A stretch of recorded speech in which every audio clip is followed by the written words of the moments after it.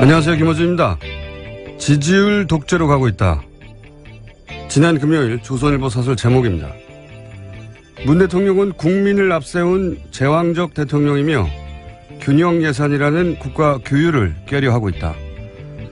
기업더러 요금을 내리라고 공개적으로 압박하고 공영방송에 대한 공개 비판도 서슴없다. 지지율 독재에 손색 없는 상황으로 가고 있다. 사설의 핵심 주장입니다. 미디어의 영향력은 현재적 이슈의 경중을 따져서 대중에게 이것이 중요한 것이며 이렇게 생각하는 것이 옳다고 설정하는 능력에 달렸죠. 조선일보는 그렇게 핵심 아젠다 세터였습니다.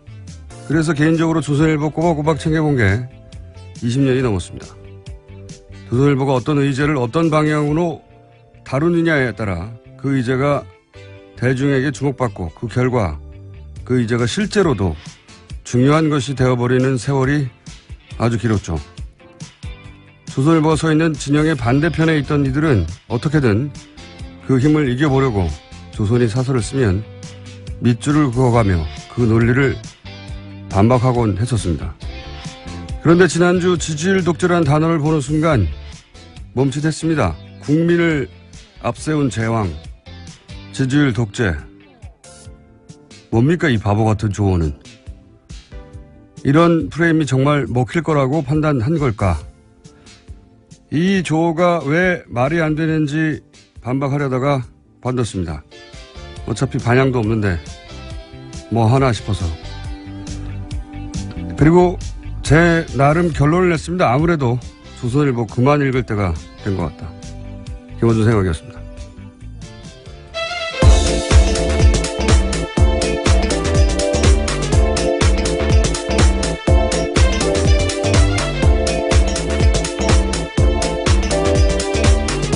시사인의 김은지입니다. 네. 조선일보 이 기사 읽어보셨어요, 사설? 예, 그 기사는 못 봤네요. 그러니까요. 핵심이 그겁니다. 잘 몰라요. 저는 꼬박꼬박 사설 같은 거 읽어보는데, 예. 제가 정치를 처음 알게 된 게 대략 노무현 전 대통령이 50 청문회 때 활약하는 거 보고. 80년대. 그러니까요.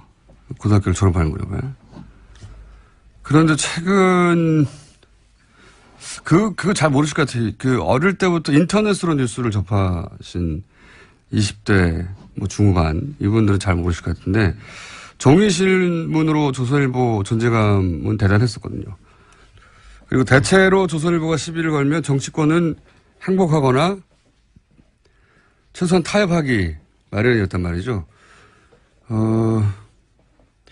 그런데 이제 이 지지율 독재 같은 프레임을 가지고 지금의 독자, 지금의 시민, 대중을 설득할 수는 없을 것 같거든요. 제가 보기엔. 예. 어쨌든 아무리 세련되게 포장을 해도 지금 시대 정신, 시대 감각하고 굉장히 동떨어져 있다. 예. 갈라파고스화 되어 간다. 이런 느낌을 저는 그 사설을 읽다가, 예. 물론 지금도 문재인 정부 출범 이후에 뭐 거의 하루도 빼지 않고 정부를 비판하고 있는데, 그럴 수 있죠. 예. 정치 입장이 다르면. 그래서 조선일보만 읽으면 우리나라 지금 거의 망하기 직전이거든요. 예. 그건 망해요. 어쨌든 뭔가 끝판왕 느낌이었는데, 예. 흑마술 이런 느낌이었거든요. 뭐 이제 더 이상 읽지 않으신다고 하셨으니까요. 네. 예, 이렇게 될 줄은 몰랐습니다. 자, 첫 번째 뉴스는요. 네, 지난주 금요일 이재용 삼성전자 부회장 선고 나왔습니다. 징역 5년이 선고가 됐는데요. 법원은 이번 사건을 정경유착이라고 규정했습니다. 뇌물공여 등 5가지 혐의 대부분 인정했는데요. 정유라 씨 승마를 지원하기 위해서 삼성이 독일로 보낸 75억 원과 동계스포츠 영재센터로 간 16억 원을 뇌물로 판단했습니다. 하지만 삼성이 미르와 K스포츠재단에 출연한 220억 원은 뇌물로 인정하지 않았는데요.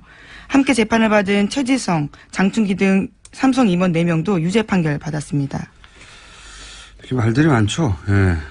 근데 이제 저희가 3부입니까? 4부. 이정열. 네, 4부. 저보다 어떻게 순서를 잘 알아요. 나오지도 않으면서. 이정열 전 판사님 직접 나오셔가지고 한번 짚어주실 텐데, 개인적으로도 뭐 이해 안 가는 점들이 몇 가지 있습니다. 이제 혐의는 대부분 다 인정했는데, 뭐 형량이 낮다, 뭐 이런 얘기도 있긴 한데, 논리적으로도 잘 이해가 안 가는 부분이 있어요. 예를 들면, 승마 지원은 뇌물이라고 했잖아요. 예. 그렇죠. 뭐 정유라 씨도 받은 사람, 수혜자가 뇌물이라고 하니까. 결정적이었다는 평가를 받고 있습니다. 평가를 받는데 실제로 결정적인지는 판사님 마음속에 들어봐야 하는 거고. 어쨌든 뇌물 지원은 뇌물이잖아요. 그러니까 이게 승마 지원은 뇌물이잖아요. 그렇죠. 인정했고. 그리고 그 K스포츠 재단도 최순실 사익 추구의 수단이라는 것도 인정했잖아요. 예, 재단에 관련해서는 그렇게 인정을 했습니다. 그런데 그 말을 지원한 건 뇌물이지만 K스포츠 재단에 220억을 낸 것은 뇌물이 아니다고 했단 말이죠. 네, 미르와 K스포츠 재단 예, 합쳐서죠. 예. 예. 어쨌든 스포츠 얘기를 하고 있으니까 제가 스포츠를 집중적으로 얘기를 해보자면, 박근혜 대통령이 스포츠, 그 이유가 뭐냐면 박근혜 대통령이 스포츠 융성 정책을 폈기 때문에 재단에 넣은 돈은 최순실이 사익 추구를 하긴 한 거긴 맞는데 그거 수단이긴 했는데, 대통령은 스포츠 융성 정책을 펴서 그렇게 된 거다, 전후가. 대통령하고 최순실하고 거기서 구분이 돼요. 근데 이게 저는 이해가 안 가는 게, 이게 논리적으로 모순이라고 생각하는 게, 그러면 박근혜 대통령이 이 승마 지원 이외에 따로 안종범, 수석이나 또는 뭐 각종 기업을 불러서 따로 챙길 스포츠가 있느냐? 없어요. 유일하게 승마만 챙겼거든요. 그게 논리적으로 모순이 생기는 거죠. 유일하게 승마만 챙겼고, 승마 지원단은 뇌물인데, 그 연장선상에서 돈 재단에 넣은 것은, 그거는 스포츠 융성 정책 때문이기 때문에 뇌물이 아니다. 이거 저는 잘 납득이 안 가고. 그리고 재단이 최순실의 사익 추구 수단이었는데, 그러면 국정원이나 민정이나 사정기관들은 대통령 지시사항으로 만든 재단 아닙니까? 대통령 스포츠 융성을 위해서 가장 중요한 재단인데 기업들이 대규모 몇백억씩 내고, 그런데 그 재단이 최순실 사익 추구 수단이 달랑 돼버렸는데 아무도 몰랐어요? 국정원도 몰랐고 민정도 몰랐고 대통령 최대 관심 사안인데, 이게 말이 안 된다고 보면 불가능한 거죠. 개별적인 대가를 보기 어렵다라고 아마 재판부가 판단했던 것 같은데요. 그럼에도 불구하고 금액이 확 줄어들었기 때문에 거기에 대한 비판도 굉장히 많습니다. 그리고 더 나아가서 예를 들어서 그러니까 여기서 220억 원이 빠지면서 확 줄어들게 되죠. 그 형을 따질 때. 네, 그렇죠. 정도가. 그리고 재산을 국외로 도피한 혐의, 이게 50억 이상이면 또 10년 이상이거든요. 무조건 10년 이상인데 50억이 안 되고 37억만 됐어요. 왜냐면은 승마 지원을 위해서 79억을 쐈는데 그중에서 42억은 독일에 있는 삼성전자 계좌를 이용했다는 겁니다. 그러니까 재산의 국외 도피로 보기 어렵다는 거죠. 그 돈이 삼성전자 독일 계좌에 그냥 있으면은 아니죠. 거기서 나갔잖아요. 나가서 최순실한테 갔지 않습니까? 저는 중간에 삼성전자를 계좌를 이용했든 안 했건 그게 무슨 상관이냐. 결국은 삼성의 돈이 최순실한테 갔는데 국외로. 아, 정말 이것도 잘 이해가 안 갑니다. 이것도 법정 최저형량 줄여주려고 판단한 바가 아니냐라는 의심을 사고 있는 부분입니다. 하여튼 뭐 제가 법조인은 아닌데 몇 가지는 논리적으로 모순이 되거나 이 말이 되는가. 예. 승마 지원은 뇌물인데 K스포츠 재단에 준 돈은 뇌물이 아니다. 왜냐하면 K스포츠 재단은 스포츠 융성 정책에 의한 거기 때문에. 그래서 삼성이 그런 생각을 못했다는 거 아닙니까? 이걸 주면 뇌물이 될 거라는 생각을. 그러면 대통령이 따로 챙길 스포츠가 있냐 이거죠. 없어요. 없어. 말밖에 안 치겠는데. 저는 그런 점들이 이상하고요. 여하간 이거 관련해서는 또 부장 판사님 출신으로서 사실 전망이 딱 맞았어요. 공개하지 않을 것이다. 5년 정도일 것이다. 무죄가 나긴 어렵다 등등. 대부분의 중요한 예측이 맞았던 이정열 판사님과 자세한 이야기 그때 가서 나눠보도록 하겠습니다. 어쨌든 그래서 형량이 낮다는 논란이 많죠. 네, 그래서 어제 법원이 아예 나서서 해명을 하기까지 했는데요. 유죄가 인정된 부분은 89억 원이기 때문에 형량이 지나치게 낮다라는 표현은 생각해 볼 여지가 있다라고 주장했습니다. 그 범위 안에 들어간다라는 주장인데요. 그렇게 주장하는 분들도 있겠죠. 근데 지금 이런 얘기들 많이 하죠. 예전에 이제 대기업 총수들이 5년 정도 1심에서 받고 그런 다음에 3년 이하로 감량해가지고 집행유예로 풀려나는. 네, 주로 2심에서 그렇게 네, 됐었죠. 2심에서. 이게 이제 5년이 그렇게 꼼꼼하게 배려된 거 아니냐. 왜냐하면 절반 이상은 줄일 수가 없거든요. 그리고 3년 이하여야 집행유예가 가능하거든요. 네. 그러면 6년을 때리면 너무 딱 3년이잖아요. 그래서 5년 정도 한 다음에 그거를 3년 이하로 감형한 다음에 집행유예로 나오는 게 대기업 총수들의 과거의 코스였거든요. 심지어 3.5 법칙이라는 말까지 나올 정도였습니다. 네. 그래서 이제 데자뷰를 느끼는 분들이 많이 있는 거죠. 하필 5년이냐 이렇게. 역시 이정열 판사님과 자세한 이야기를 나눠보겠습니다. 어쨌든 이 정도면 충분한 거 아니냐부터 너무 많다는 주장도 물론 없는 건 아닙니다만은 부족하다는 주장 많습니다. 다음 뉴스는요? 네, 우선 양쪽이 항소하기로 결정을 하긴 했습니다. 네, 국정원 소식도 연달아 연결해서 전해드리겠는데요. 원세훈 전 국정원장 취임 이후에 국정원의 첫 여론조작 대상이 노무현 전 대통령이었다고 한겨레 신문이 아침에 보도했습니다. 원 전 원장 지시 상황과 이행 자료라는 내부 문건에 따른 보도인데요. 원 전 원장은 2009년 3월 3일에 노무현 전 대통령 홈페이지 사람 사는 세상에 올라온 글에 대해서 대응을 지시했다고 합니다. 당시에 노무현 전 대통령은 국가보안법에 대해서 비판하는 글을 올렸는데요.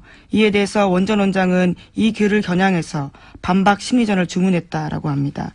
그런 다음에 심리전단은요. 포털 사이트 다음과 노무현 전 대통령이 개설한 토론 사이트 민주주의 2.0 등에다가 온라인 사이트 반박 글을 800여 건 올렸다고 합니다. 또 베스트 글 1, 2위에 선정됐다고 내부에 보고했다고 합니다. 그러니까 전직 대통령, 바로 직전 대통령이죠. 직전 대통령이 퇴임하고 이제 개인적으로 나는 이 법에 대해서 이렇게 생각한다 글을 올렸더니 국정원이 심리전단을 동원해가지고 800개 반박글을 만들어냈다는 거 아닙니까? 네. 그렇죠. 논두렁식에도 사실 그냥 나온 게 아니거든요. 국정원의 심리학자를 동원해서 상대방에게 가장 타격을 줄 수 있는 프레임이 뭐냐. 그래서 만들어낸 단어라고 한단 말이죠. 그러니까 이명박 정권은 노무현 전 대통령을 어떠한 정치력도 발휘할 수 없도록 정치적으로 살인하겠다. 예, 완전히 제거하겠다. 정치적으로. 그런 의도로 충분했던 것 같아요. 그러니까 글 하나를 썼다고 해가지고 국정원 단위가 국정원의 심리 전 단위 움직여가지고 800개의 반박을 하고 국정원장이 직접 지시해서 심지어 서거 이후에도 심리전 대응 지시가 있었다라고 합니다. 원세훈 전 원장은 노무현 전 대통령 서거의 책임이 좌파에 있다라는 것을 알리라고 지시했고요. 이에 대해서 심리전단이 심리전을 전개했다고 보고했다고 합니다. 노무현 전 대통령 서거일 날 포털 네이버에서 노무현이라는 단어가 검색어로 올라오지 않았어요. 제대로. 말이 됩니까? 예. 국정원이 제가 계속 몇 주짜는 얘기지만 국정원이 사기업에 불과한 다른 공공기관이나 뭐 어떤 일이 생기면 대학 총장 400명을 동원하기도 하는 국정원이 사기업에 포털이라는 게 무슨 공공기관의 공공 홈페이지 같은 느낌이잖아요. 우리가 워낙 많이 쓰니까. 사기업의 개인 홈페이지, 사설 홈페이지거든요. 많이 쓸 뿐이지. 거기에 대해서 영향력을 미치거나 어떻게든 개입하고 싶은 욕구를 아주 강하게 느꼈겠죠. 예. 그랬을 거라 싶은 사안들은 꽤 있습니다. 네. 거기다 한번 꼭 들여다봐야 되는 사안이고, 여하간. 관련 뉴스가 또 있습니까? 네, 반면에 이명박 전 대통령 대해서는요, 지지를 끌어올리기에 국정원이 힘썼다라는 건데요. 2009년 11월 달에 국민과의 대화를 이명박 당시 대통령이 진행했습니다. 이때 앞뒤로 국정원이 동원돼서 대통령을 옹호하는 글들을 쭉 올렸다라고 합니다. 그렇군요. 4대강, 그러니까 정부 사업을 반대하는 사람들을 특정해가지고 심리전단을 또 투입한 거 아닙니까? 네, 그 직전엔 그런 일들을 했고요. 또 그 이후에는 대통령과의 대화가 좋았다라는 취지의 글들을 올렸다라는 겁니다. 대통령 이명박 대통령 국민과에 대한은 심리전단을 투입해서 긍정적인 여론을 만들어 보려고 여론조작을 시도하는 것이고, 댓글이나 이런 걸 통해서. 그 다음에 4대강에 반대하는 사람은 이름을 특정해서 심리전을 하라고 지시했다는 거잖아요. 예. 그렇죠. 정부 사업에 반대하는 개인을 특정해가지고 심리전단을 투입하는 거죠. 전직 대통령한테도 뭐 투입하는데, 그러니까 국정원을 동네 양아치로 활용한 거예요, 이게.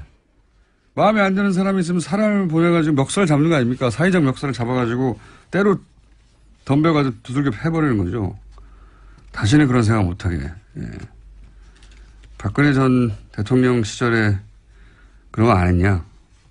이런 일을. 더 했으면 덜 했다고 보지는 않습니다, 저는. 그런 일들이 국정을 통해 있었다. 전직 대통령이나 혹은 민간의 전문가들이 정부 정책에 반대하거나 비판하면 국정원이 투입됐다. 예, 때로. 근데 관련된 수사가 진행되고 있는데요. 나올수록 더더욱 경악할 만한 내용들이 많습니다. 국정원이라고 하는 굉장히 고급 집단, 정부 집단을 동네 깡패처럼 활용한 거예요. 동네 깡패지 뭡니까 이게. 자, 다음 순요. 네, 북한이 지난 26일에 동해상으로 발사체 3발을 쏘아 올렸습니다. 지난달 28일 대륙간 탄도미사일급 화성 14형 2차 시험 발사 뒤 29일 만인데요. 첫 발사체와 세 번째 발사체는 250km가량 날아갔습니다. 반면에 두 번째 발사체는 쏘아 올린 직후에 폭파했다라고 하는데요. 미국 태평양사령부는 단거리 탄도미사일로 보인다고 분석했고요. 청와대도 국가안전보장회의 소집해서 300mm 방사포로 추정된다고 발표했습니다.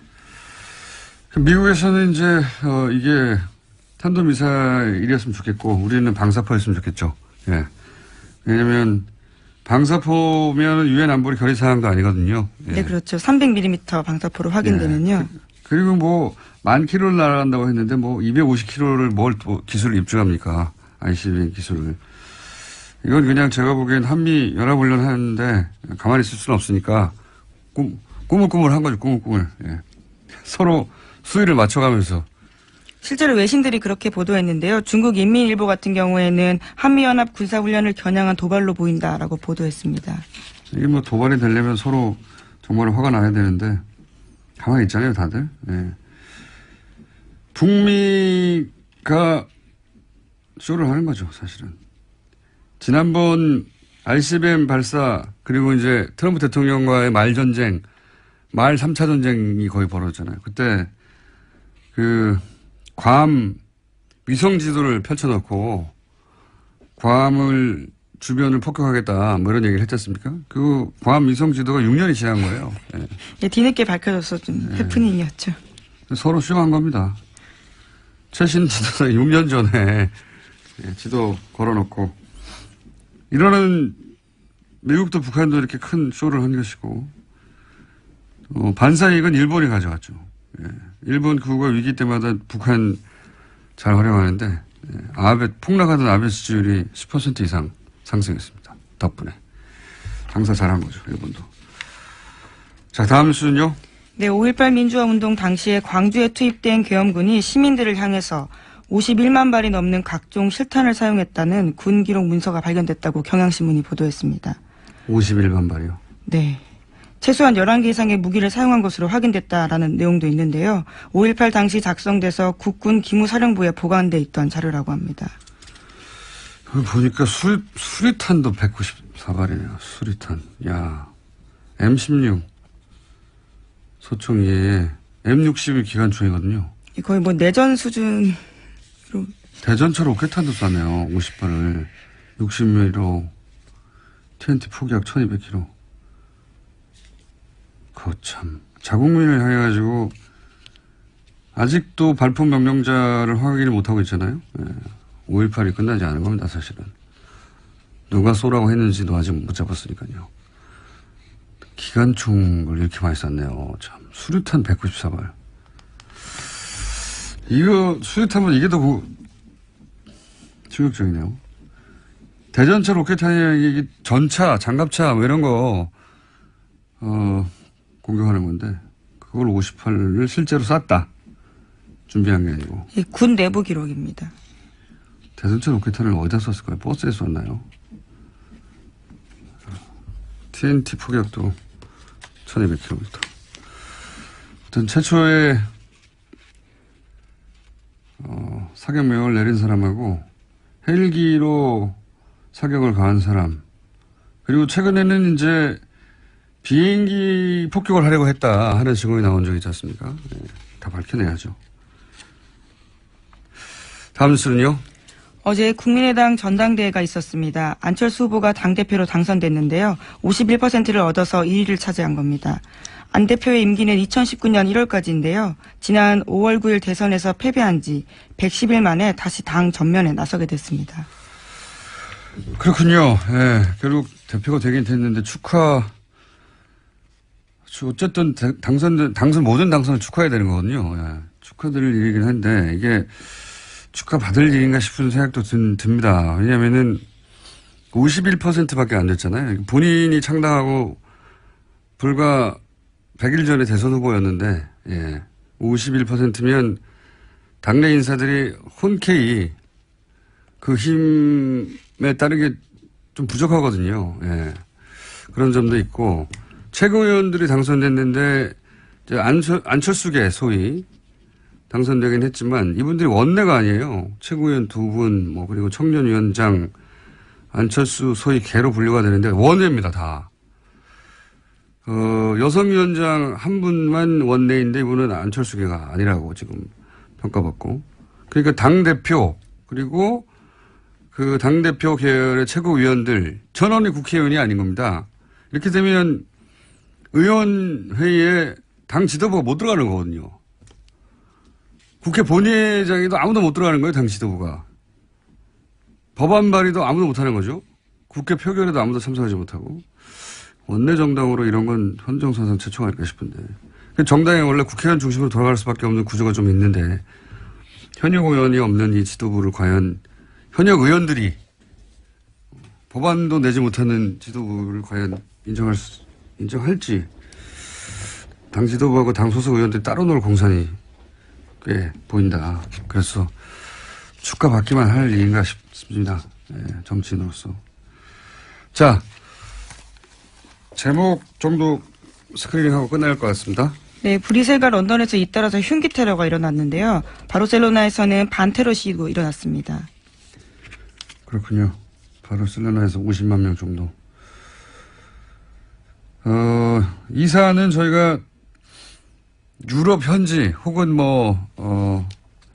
전문가와 함께 유럽에서의 테러를 한번 또 정리해서 다뤄야 될 것 같아요. 지난번에 한번 벨기에 출신의 크리스 특파원이라고 저희가 유명한 크리스 교수 통해가지고 이게 무슬림이 범죄화한 게 아니고 범죄가 무슬림의 껍데기를 쓴 것이다.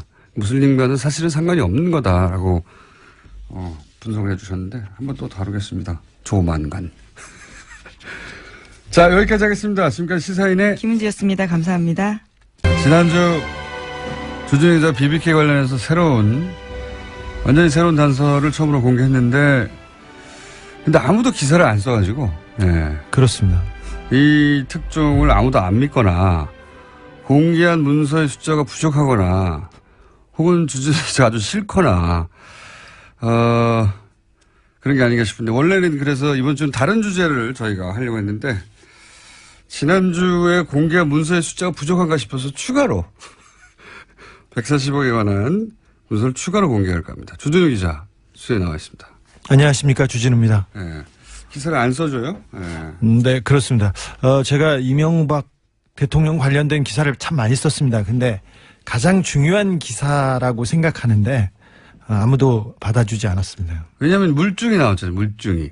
그러니까 다스라는 회사와 청와대 또 주요 관련자들이 주고받은 문서가 나왔는데, 예. 140억에 대한 얘기는 진짜 오래된 이야기인데. 네. 중요한 이야기고. 그래서 140억에 관한 문서를 또 들고 왔어요. 네. 추가로. 예. 또 들고 왔고. 최근에 근데 기사를 안 써준 지가 꽤 됐어요. 장충기 문자 특종했을 때도 기사가 별로 없더라고요. 네. 네. 처음에는 거의 없었습니다. 최근에 책을 냈는데 기사가 없고. 1등인데 안 합니다. 서점에 가면 어디 구석에 처박혀 있습니다. 온라인 서점 판매일인데, 예. 오프라인 서점에서는 찾기가 어렵습니다. 굉장히 싫어하는 거죠, 기자들이. 주재 기자를. 자, 다시, 오래된 사건이나 다시 간단 요약하겠습니다. 지난주에도 어렵다는 분들이 많아서 다스라는 회사 하나 기억하시면 되고요. 이명박 전 대통령 형, 처남 두 분의 명의로 된 현대자동차의 자동차 시트를 납품한 회사인데 이 회사가 이제 두 분 소유가 아니라 실제로는 이명박 전 대통령이 실소유주다. 이런 이야기가 오랫동안 있어 왔습니다. 네. 아주 오랫동안. 물론 이명박 전 대통령은 자기 재산이 아니라고 극구 부인하고 있고요. 그런데 이 다스에서 190억을 BBK에 투자합니다. 그 유명한 190억을.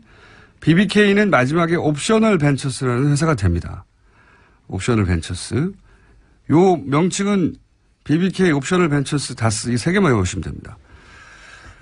그런데 이제 이 옵셔널 벤처스를 BBK라고 생각하면 되는 거죠. 네, 그렇습니다. 같은 겁니다. 결국은. 네.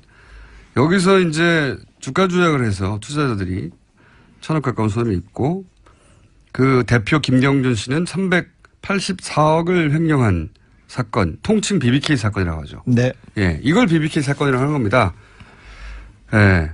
그런데 이제 마무리가 어떻게 됐냐. 김경준 씨가 미국으로 이제 가기 직전에 BBK가 투자받은 돈들 중에 이명박 전 대통령과 가까운 투자자들에게 돈을 돌려주고 다. 네. 이 다스가 꽂은 190억 중에 50억만 돌려주고 140억을 안 돌려주고 가요. 네. 여기서부터 사건이 이제 우리가 오늘 다룰 사건이 시작되는 겁니다. 이 140억을 안 돌려주고 갑니다. 그리고 이 돈을 스위스에 넣어둬요. 스위스 계좌에. 자, 그리고 나서 지난주 이야기가 이어졌는데 뭐냐면 지난주에 했던 이야기는 김경준 씨가 이제 미국으로 도피하면서 그 190억 중에 50억만 돌려줬으니까 140억을 내놔라라고 다스가 김경준 씨에게 소송을 걸죠. 예, 140억을 내놓으라고. 그리고 옵션을 벤처스에 투자했던 사람들 역시 김경준 씨에게 소송을 겁니다. 간단하게 그렇습니다. 요약하면 다스 김경준 그리고 투자자 김경준 이렇게 큰 소송 두 가지가 열립니다. 여기서 다스 김경준은 김경준의 승리, 투자자 김경준은 투자자 승리 이렇게 되는 거죠. 그렇습니다. 결론이. 네. 그래서 140억을 다스는 졌어요. 돌려받으려고 했는데. 네. 졌는데 이 140억이 김경준 씨한테 돌아가는 겁니다. 전 재판은 이겼는데 돈은 돌려줘요. 네. 이상한 일이 벌어진 거죠. 이게 어떻게 된 일이냐 해서 지난주에 그게 어떻게 된 일이냐 하면 이렇게 된 일입니다라고 우리가 추정할 수 있는 문서를 처음으로 어제 지난주에 공개를 했습니다. 네 종류로 공개했는데 첫 번째 공개한 게 이제 다스의 회의록이었어요. 이 회의록에 따르면 다스 김경준 소송 회의를 LA에서 화선지라는 찻집에서 2008년 11월 10일 날 했는데 여기에 다스 임원과 직원, 다스 측의 변호사 그리고 LA 총영사가 참석했다. 네. 김재수 총영사가 참석했습니다. 예. 이 김재수 총영사는 어떤 분입니까? 김재수 총영사는 BBK 재판에서 이명박 대통령 측 변호인을 맡았던 사람이었는데 민간인 변호사였습니다. 그렇죠. 그런데 이명박 대통령이 정권을 잡자마자 LA 총영사로 임명합니다. 해동포 출신으로는 처음으로 재공관장이 된 겁니다. 심지어 미국 영주권자였습니다. 영주권자 출신으로 임명직에 오른 첫 번째 외교관이기도 했습니다. 그리고 나서 LA 총영사 외교관인데 실제 담당했던 일은 BBK 담당이었어요. BBK 재판 담당이었습니다. 이거 자체가 너무 웃기지 않습니까? 외교관을 임명해가지고 자신은 아니라고 하죠. 어쨌든 자신하고 상관없는 송사, 네. BBK 송사 변호사를 LA 총영사로 아친 다음에 나라 돈을 줘가면서 LA 총영사가 BBK를 전담하게 하는 거예요. 네. 변호사 출신이었기 때문에. 그 임무를 띠고 그 자리에 공직에 오른 겁니다. 그렇게 추정할 수밖에 없다. 네. 예. 그 다음 이제 문건이 지난주에 LA 총영사 검토 요청 사안 이런 문건이었어요. 네. 이게 이제 청와대 민정에서 만든 거랍니다. 네네. 청와대 민정 누구요? 민정에 네. 한 행정관으로 추정됩니다. 그 BBK 전담 행정관이 있었습니다. 여기도 이게 청와대 내에도 BBK LA에 BBK 전담 총영사가 있었고요. 외교관이 있었고 그다음에 청와대 민정 내에 BBK 전담이 또 있었던 거죠. 네, 네. 그래서 이제 주진우 기자가 전화해서 여차저차해서 알아보니까 당신이 이 다스 관련을 총괄한 걸로 아는데 청와대에서 이렇게 네. 물어봤더니 누가 그렇니까 그러니까 다스에서 그러던데요. 그러니까 아닙니다. 저는 다스 담당이 아니라 BBK 담당입니다. 이렇게 네. 얘기하셨어요. 지난주 이런 얘기 했었죠. 다스 담당이 아니라 BBK 담당이라고. 그 내용이 뭐냐면은 그 소송 관련해서 총영사에게 LA 총영사에게 청와대 민정에서 이렇게 저렇게 이런 사항들을 검토해보라 이런 내용이죠. 네, 그렇죠. 예.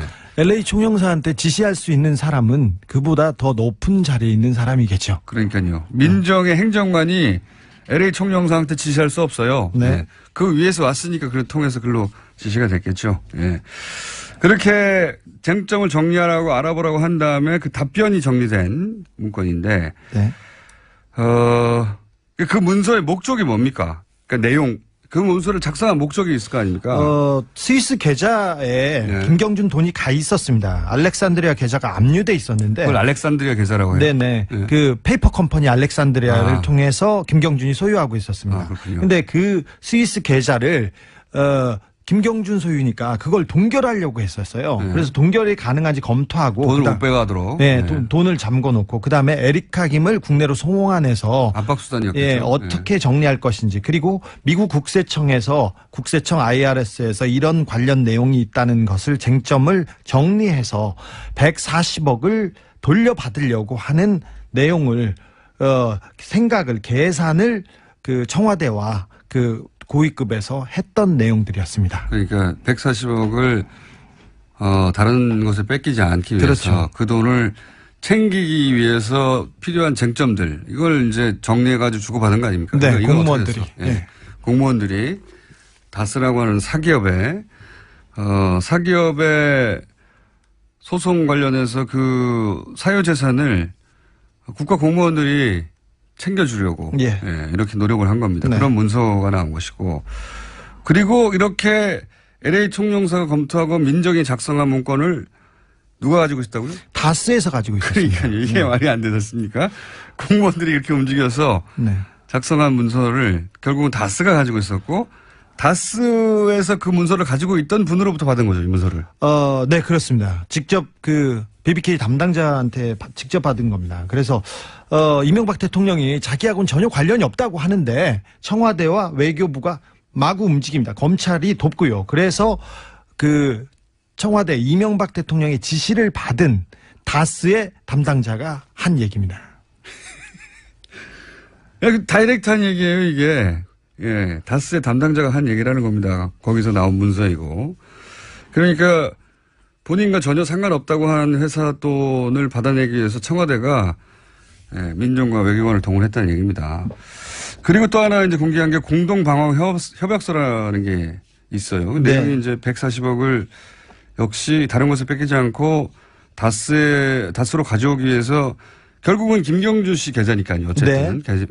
김경준 씨와 모종의 협약을 해야 한다 이런 내용이잖아요. 네네. 비밀 협약을 맺어라 하면서 청와대 그 BBK 담당자와 그 다음에 LA 총영사 외교부 BBK 담당자가 모여서 비밀로 협약을 맺어라. 그리고 근거를 남기지 말아라. 이런 계약서를 공개한 겁니다. 구두 약속으로 처리해라. 뭐 이런 내용이 있습니다. 네. 그러니까 이제 여기서 추정할 수 있는 바는 그런 내용이 합의가 되면 김경준 씨는 자신은 아마 풀려날 거라고 생각했을 법지. 확신했습니다. 네. 본인은 그렇게 생각하고 네네. 있었죠. 그리고 140억이 그렇게 가고 나서 김경준 씨 본인은 아마도 풀려날 거라고 생각했다고 본인도 그러지 않습니까? 네네. 본인도 그렇게 얘기하고 있습니다. 실제로는 못 풀려났잖아요. 네. 속았죠. 그분이 돈만 받고 안 풀어줬습니다. 여기서도 좀 재밌는 대목입니다. 예.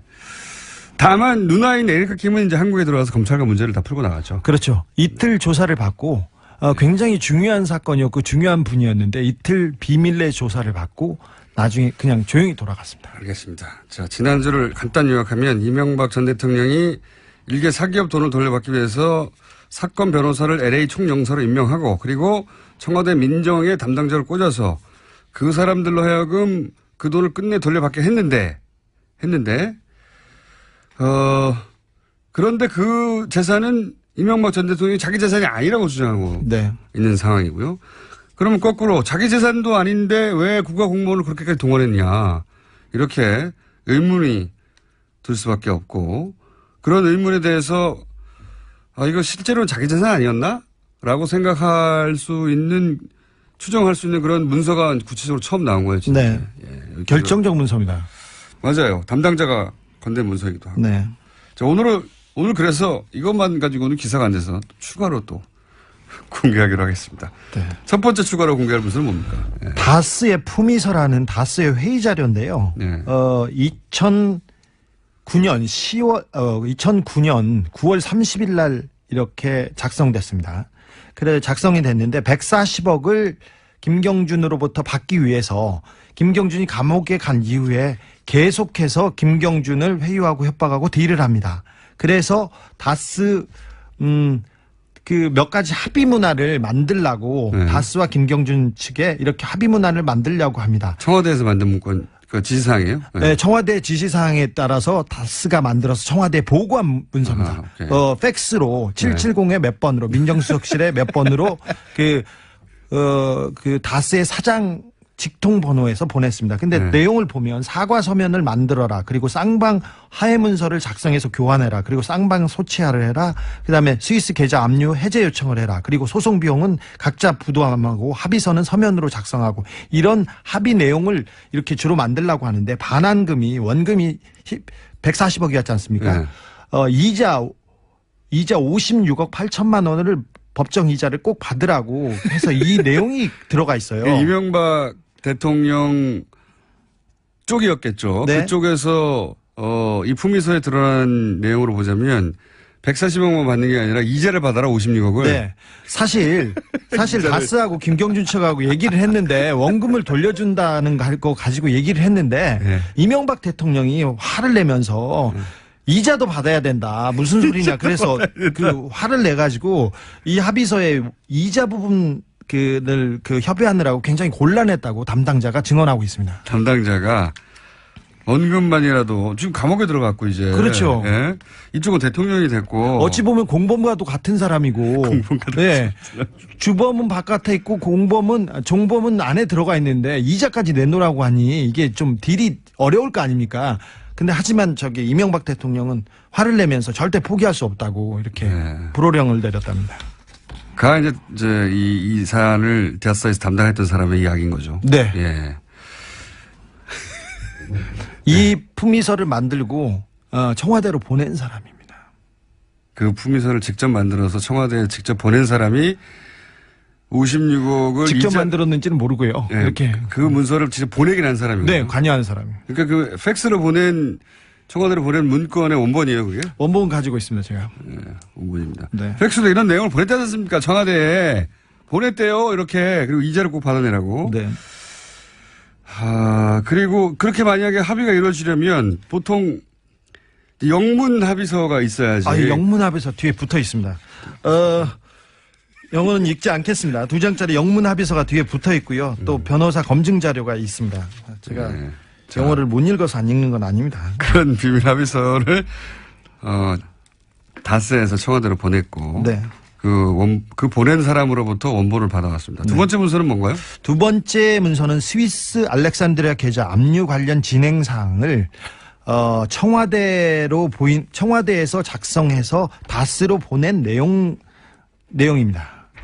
그러니까 스위스의 알렉산드리아 계좌가 있지 않습니까? 그게 이제 김경준 씨 돈이 들어있는 계좌인데. 네. 그 계좌가 어떻게 돼 있는지 스위스 법무부에서 미국 법무부의 형사 공조 요청으로 알렉산드리아 계좌가 동결됐지 않습니까? 미국 법무부에서 스위스 법무부에 요청해가지고. 네. 왜냐하면 미국에서 소송이 벌어졌으니까 미국 판사에 의해서 미국 법무부를 통해서 요청이 이루어졌겠죠. 네. 그래서 그 다음에는 스위스 법원에서 어떻게 재판이 열렸고, 그다음 민사 압류 신청은 어떻게 됐고, 형사 고소는 어떻게 됐고, 스위스 검찰은 형사 압류를 2007년 4월에 했고, 그다음에 스위스 법원에서는 결정을 유지했고, 뭐 이런 식으로 내용과 스위스 관련 계좌의 협의 내용이고 형사 재판 진행사항 내용인데 이런 내용은 사실 그 민간인들이 변호사들이 얻어내기 어려운 정보들이에요. 그러니까 그래서 스위스에 있는 김경준 씨 계좌와 관련한 아주 구체적인 네. 진행 사항들을 파악한 내용이다. 네, 그렇습니다. 네. 이걸 누가 작성했고 누가 받은 겁니까? 그것은 청와대 쪽에서 그 내려보낸 문서입니다. 청와대 민정실에서 작성한 것으로 보이고요. 네. 이것을 다스에 보내서 이 그 진행상에 맞춰서 니네들이 재판을 준비하라고 내려보냈습니다. 아하, 청와대가 그러니까 청와대 민정에서 다스의 재판 사항을 돕기 위해서 네. 청와대 수준에서 파악할 수 있는 내용들을 파악해가지고 사기업에 내려줬다는 거죠. 그렇죠. 예.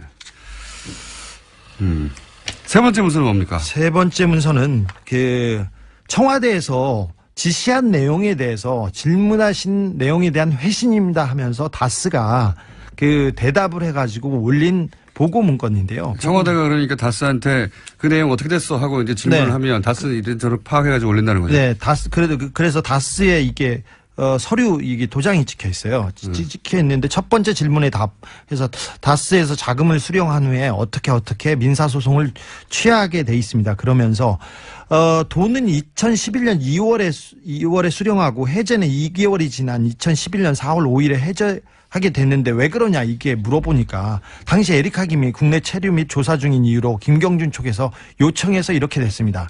두 번째 질문에 대해서는 콜린스 판사가 판결문에 위반했다고 얘기합니다. 뭐 이런 식으로 해서 대답. 하여튼 내용은 디테일은 우리가 뭐 일반인들은 들어서는 잘 모르시니까 네. 한마디로 말해서 이제 청와대에서 다스한테 그거 어떻게 됐어? 네. 알아봐 하고 지시하면 다스는 이런저런 내용을 알아봐서 네. 보고를 하고 보고를 했습니다. 팩스로 번호를. 그렇죠. 다스 수준에서는 알 수 없는 내용은 청와대에서 파악해가지고 내려줬습니다. 내용이 이러이러하니까 여기 맞춰서 해 네. 지시하고 네. 그리고 다스는 또 그러면 우리는 이렇게 하겠습니다라고 품위를 올려서 보고를 하면 네. 야 그 돈은 이제 받아. 응? 이제까지 받아와. 네. 이런 지시를 하고 그러면 네. 담당자는 아니 감옥 가 있는 사람한테 어떻게 이제까지 56억을 받아내냐고 어디서. 그러면 혼나고. 그럼 혼나고. 네. 이런 내용입니다. 네. 분명하잖아요. 이걸 혼내고 그 안에서 판단할 수 있는 사람은 한 사람밖에 없습니다. 한 사람밖에 없는데 시간이 다 됐어요. 네. 그러면 서류는 맞는데요.